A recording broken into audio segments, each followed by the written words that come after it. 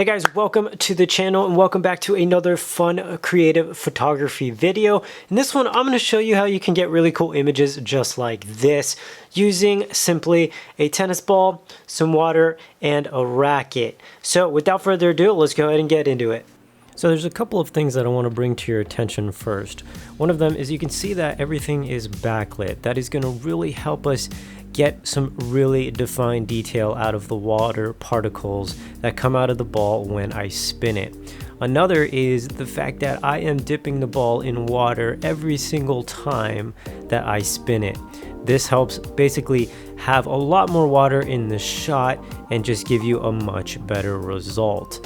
Another one is I shot using a single autofocus point.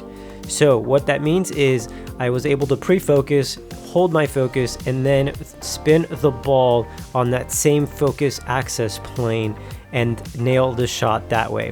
What I noticed was if you just use the autofocus, it would hunt a little too much and be too slow to grab a sharp shot. And that is going to conclude this fun creative photography trick video. I hope you guys enjoyed it and try this yourself as well. It is a lot of fun trying different things like this and seeing the different results that you can get. If you did enjoy it, be sure to give us a thumbs up. It really does help their channel continue to grow. And if you're not already subscribed, consider doing so. We have fresh content coming out for you every single week. So with that said, thanks for watching, and I will see you all in the next one.